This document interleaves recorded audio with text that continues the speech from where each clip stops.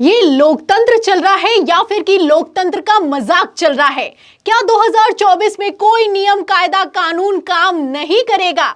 आपको बता दें कि भारतीय जनता पार्टी 400 पार करने के लिए जिस हद तक गिर गई है, जब मैं आपको बताऊंगी आपकी भी आंखें फटी की फटी रह जाएंगी। तो फिलहाल खबर का बैकग्राउंड क्या है फटाफट से समझिए, फिर इस पर सुप्रीम कोर्ट ने क्या कहा है उस पर आते हैं। तो जैसा कि आप जानते हैं कि 9 मार्च को आनन फानन में अरुण गोयल जो कि चुनाव आयुक्त हैं, उन्होंने इस्तीफा दे दिया। इस्तीफे के पीछे का कारण निजी कारण बताया गया। जैसे ही इस्तीफा निकलकर सामने आया, विपक्ष ने कहा कि कोई निजी कारण नहीं है बल्कि ये मोदी का कारण है। प्रधानमंत्री नरेंद्र मोदी के दबाव में ये इस्तीफा दिया गया है और अब मोदी जी अपने हिसाब से जिसे चाहेंगे उसे चुनाव आयुक्त बना देंगे, क्योंकि अगर ये लोग अनिल मसीह को पीठासीन अधिकारी बना सकते हैं जो कि भाजपा का नेता है, तो कुछ भी कर सकते हैं। फिलहाल मुद्दा ये नहीं है, मुद्दा ये है कि चुनाव आयुक्त की नियुक्ति को लेकर पेच फंस गया है। आपको बता दें कि नए चुनाव आयुक्त की नियुक्ति के लिए पूरी तैयारियां कर ली गई। प्रधानमंत्री नरेंद्र मोदी ने मीटिंग तक बुला ली। मीटिंग के लिए क्या होगा क्या नहीं होगा, पूरा का पूरा प्रोटोकॉल भी तैयार कर दिया गया। खबर भी निकलकर सामने आ गई। खबर आप देखिए एनडीटीवी की, इसमें लिखा हुआ है कि पीएम मोदी की अध्यक्षता में 15 मार्च को बड़ी बैठक, 2 चुनाव आयुक्तों की नियुक्ति पर लग सकती है मोहर। तो 2 चुनाव आयुक्त नियुक्त किए जाएंगे और 15 मार्च को यह बैठक होने वाली है। जैसे ही बैठक की खबर निकलकर सामने आई, कांग्रेस नेता जया ठाकुर ने सुप्रीम कोर्ट में अर्जी लगा दी। उन्होंने कहा कि इस नियुक्ति को तत्काल प्रभाव से रोक दिया जाए, क्योंकि अगर ये नियुक्ति हो गई तो लोकतंत्र खत्म हो जाएगा। सुप्रीम कोर्ट से मांग की गई कांग्रेस नेता की तरफ से कि इस पर तत्काल सुनवाई करें। तो सुप्रीम कोर्ट सुनवाई के लिए तैयार हो गया है। जी हां, बड़ी खबर निकलकर यह सामने आई है कि सुप्रीम कोर्ट ने कह दिया है कि वो सुनवाई करेगा। और सबसे बड़ी बात यहां पर यह है कि पेच वहां जाकर फंस गया है कि यह सुनवाई उसी दिन होने वाली है जिस दिन प्रधानमंत्री नरेंद्र मोदी की अध्यक्षता में चुनाव आयुक्त को नियुक्त करने की मीटिंग होने वाली है। तो सुप्रीम कोर्ट ने कैसे एक और बड़ा झटका दिया है, आपको खबर दिखा देती हूं। खबर आप देखिए न्यूज़ 24 की। देखिए इसमें लिखा है कि ईसी पर 15 मार्च को सुप्रीम कोर्ट करेगा सुनवाई। चुनाव आयुक्त की नियुक्ति का मामला, सीईसी और ईसी की नियुक्ति का मामला पहुंचा सुप्रीम कोर्ट। तो आप देख सकते हैं 15 मार्च को मोदी जी की मीटिंग है और 15 मार्च को ही यह सुनवाई होने वाली है। फिलहाल सुनवाई से इतर सबसे बड़ी खबर तो मैं ये आपको बता दूं कि 15 मार्च को ही चुनावी चंदा का जो रकम है वो भी खुलने वाली है कि किस पार्टी को किसने कितना चंदा दिया है। तो 15 मार्च को मीटिंग होगी, 15 मार्च को सुप्रीम कोर्ट में सुनवाई होगी और 15 मार्च को ही चुनाव आयोग जो चुनावी बॉन्ड जो कि इलेक्टोरल बॉन्ड है उससे जुड़ा हुआ डेटा सार्वजनिक कर देगा।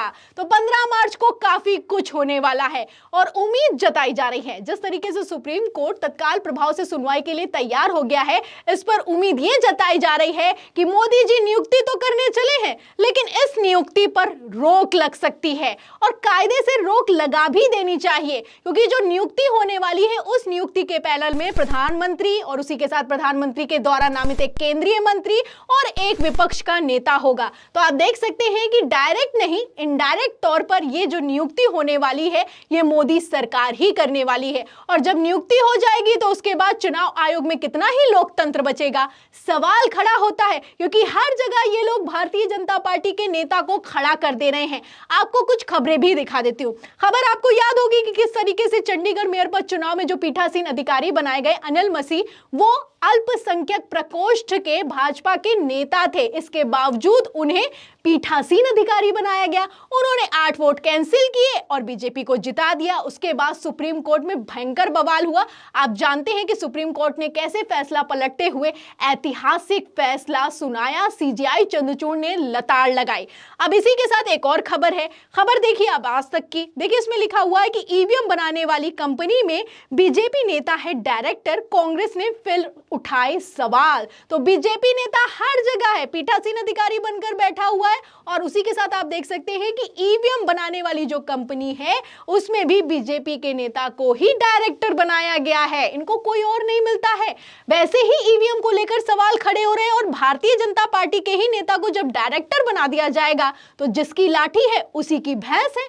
आप समझ सकते हैं। फिलहाल एक और खबर है, ये जो खबर निकलकर सामने आई है इसने तो हद पार कर दी है, सारी की सारी सीमाएं ही लांघ दी हैं। जो ये खबर है ये उत्तर प्रदेश से निकलकर सामने आई है। ये वो उत्तर प्रदेश है जहां पर दावा किया जा रहा है कि इस बार लोकसभा चुनाव 2024 में बीजेपी 80 सीटें हासिल कर लेगी। वहां पर क्या नियुक्ति हुई है, खबर ध्यान से सुनेगा। खबर आप देखिए न्यूज लॉन्ड्री की, देखिए इसमें लिखा हुआ है कि नियमों को किनारे कर योगी सरकार ने भाजपा नेता को बनाया सूचना आयुक्त। तो नियमों कायदे कानून का इनसे कुछ लेना देना नहीं है, सारे नियम कायदे कानून को ताक पर रख दिया गया है। पीठासीन अधिकारी अनिल मसीह को लेकर सीजीआई चंद्रचूड़ ने कैसी तगड़ी फटकार लगाई आप अच्छे से जानते हैं। उसके बावजूद इनमें कोई सुधार नहीं है, मनमाना रवैया है।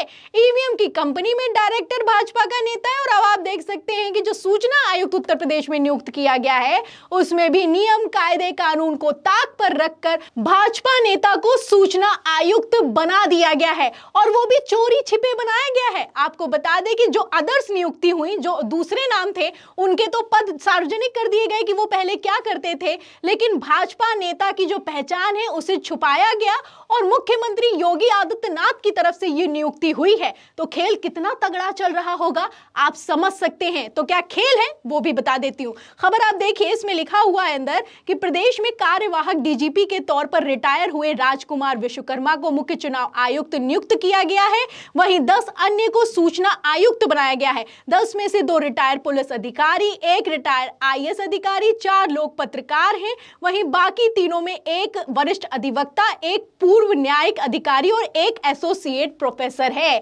तो बाकी सबकी क्या पहचान है, कौन कहां से आया है, साफ साफ लिखा हुआ है। लेकिन एक आदमी जो कि भाजपा का नेता है उसकी पहचान को ही छुपा दिया। देखिए इसमें खबर में लिखा है कि बता दें कि राज्य मुख्य चुनाव सूचना आयुक्त और सूचना आयुक्त के चयन की सिफारिश एक 3 सदस्यीय समिति द्वारा की जाती है जिसमें अध्यक्ष मुख्यमंत्री होता है। ये मेन पॉइंट है। जब आप समझ सकते हैं चुनाव आयुक्त की नियुक्ति होने जा रही है उसमें अध्यक्ष कौन है, प्रधानमंत्री, और जो यहां पर सूचना आयुक्त की नियुक्ति हुई है वो भी 3 सदस्यीय पैनल है, उसमें अध्यक्ष कौन है, मुख्यमंत्री। तो मुख्यमंत्री ने क्या किया, भाजपा नेता को सूचना आयुक्त बना दिया। आगे सुनिए, इसमें लिखा भी हुआ है इसके अलावा विधानसभा में विपक्ष के नेता और मुख्यमंत्री द्वारा नामित मंत्रिमंडल के 1 सदस्य होते हैं। इनका कार्यकाल 5 वर्ष की अवधि के लिए या 65 वर्ष की आयु प्राप्त करने तक का होता है। तो यह पद कितना महत्वपूर्ण है आप समझ सकते हैं। लेकिन पद से इनका कुछ लेना देना नहीं है, लोकतंत्र से इनका कुछ लेना देना नहीं है, नियम कायदे कानून से तो ऐसा लगता है कि कोई मतलब ही नहीं बचा है। जब ये लोग सूचना आयुक्त एक बीजेपी के नेता को बना सकते हैं, जब ये पीठासीन अधिकारी एक बीजेपी के नेता को बना सकते हैं, ईवीएम की कंपनी में डायरेक्टर एक बीजेपी के नेता को बना सकते हैं, तो ये लोग कुछ भी कर सकते हैं। सूचना आयुक्त कल को अगर भाजपा का नेता बना दिया जाए तो कोई बड़ी बात नहीं होगी। और इसीलिए कांग्रेस ने सुप्रीम कोर्ट में याचिका दाखिल की है और सुप्रीम कोर्ट भी आनन फानन में तैयार हो गया है सुनवाई के लिए। और ये सुनवाई उसी दिन होने वाली है जिस दिन प्रधानमंत्री नरेंद्र मोदी मीटिंग करने वाले हैं। तो खबरें तो सोशल मीडिया पर वायरल हैं लेकिन कोई जवाब देने वाला निकलकर सामने नहीं आ रहा है। आपको बता दें यूपी कांग्रेस की तरफ से भी इस खबर को शेयर भी किया गया है और इसमें लिखा भी है कि जिसकी लाठी उसकी भैंस। योगी सरकार ने नियमों की धज्जियां उड़ाकर रख दी हैं। भाजपा नेता स्वतंत्र प्रकाश गुप्ता को यूपी का सूचना आयुक्त बनाया गया है। जब भाजपा का नेता सूचना आयुक्त बनेगा तो आरटीआई की जानकारी कौन देगा। तो आप देख सकते हैं कि किस तरीके से बीजेपी नेता की पहचान को छुपाकर सूचना आयुक्त बना दिया गया। फिलहाल 15 मार्च को सुप्रीम कोर्ट में सुनवाई होने वाली है, मोदी जी की मीटिंग होने वाली है, चुनावी चंदा खुलने वाला है। अब सुप्रीम कोर्ट इस पर क्या एक्शन लेगा, क्या चुनाव आयुक्त की नियुक्ति पर रोक लगेगी या फिर की नहीं लगेगी, ये तो आने वाला वक्त बताएगा। लेकिन सुप्रीम कोर्ट तत्काल सुनवाई के लिए तैयार हो गया है, ये इस वक्त की बड़ी खबर है। इस खबर पर आपकी क्या राय है, आप क्या सोचते हैं कि क्या होगा? जो भी आप सोचते हैं हमें कमेंट बॉक्स में जरूर लिखें। वीडियो को ज्यादा से ज्यादा शेयर करें, सब्सक्राइबर बटन दबाएं, हमारे चैनल को लाइक करें, ज्वाइन करें। फिर मिलते हैं अगली खबर के साथ, तब तक के लिए धन्यवाद।